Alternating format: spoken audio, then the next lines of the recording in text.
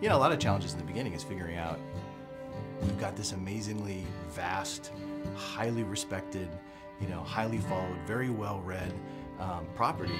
How do you bring that to a game and do it justice? There are so many different things within the books that were clearly had to be a certain way. There was so much strife about whether we were going to do Tom Bombadil at all, and the conversation about, well, Tom Bombadil wasn't in the movies, and there's a reason why it was cut. We had a very strong belief on what we thought was going to make this story great.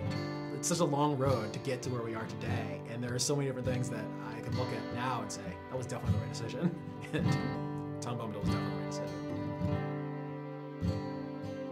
So at launch, it was, you know, we had 8 regions. We kind of worked our way through the Shire. We ended up in Angmar. You know, it was a, we thought, huge world at the time. In fact, I think at the time it was one of the largest pieces of landscape ever released for a game. Eyes and ears and hearts and minds and everything opened up to us to see how we addressed, you know, how do you do a story in this world? You know, we can't be Frodo, right? I mean, these are the things that people thought the game was going to be, that I could be Frodo and I'm going to run through Middle-earth. You know, we had to get them to understand what our take was, that we were allowing you to tell your own story within Tolkien's story.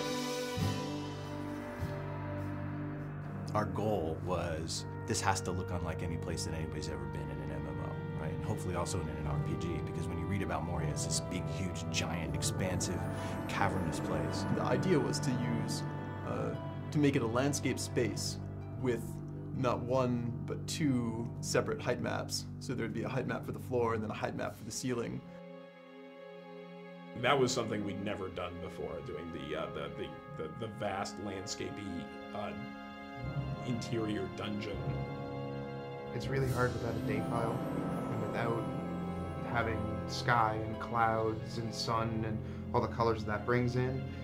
And you could have 2 stretches that have the same grass pattern, the same little huts, and you swap out sunny blue sky for crazy red, green, shimmery, evil thing, and it totally changes the look and feel. Not having that in Moria, it was much more challenging, yeah.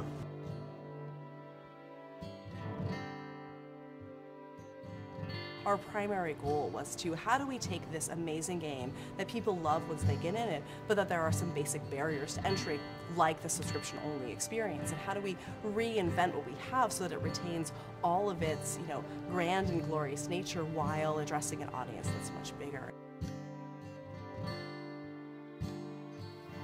We are standing on a mound of content that is, you know, almost 10 years old, going back to when we first started early development of the Turbine. I think it's a credit to the early architects of the game that we're able to, you know, continue to add on to it and grow it and do remarkable things. Coming into Rohan, we have a totally new space. We have a totally new way of playing across it. And I think that being able to go out onto these vast plains and ride your war steed and challenge these, you know, mounted bands of marauders, I think we've come to a whole new chapter in Middle-earth. This is where the War of the Ring begins. At a high level, we're sort of, the training wheels are coming off, we're out of Eriador, we're, you know, east of the Misty Mountains, into the very epic, action-oriented portion of the fiction. And being able to tell that story is extremely exciting. Which has grown and gotten stronger over 5 years, which is a huge testament to this game and to this team. You know, the team has grown, the game has grown. We're not slowing down, if anything, we're speeding up. It's going to be a fantastic 2012.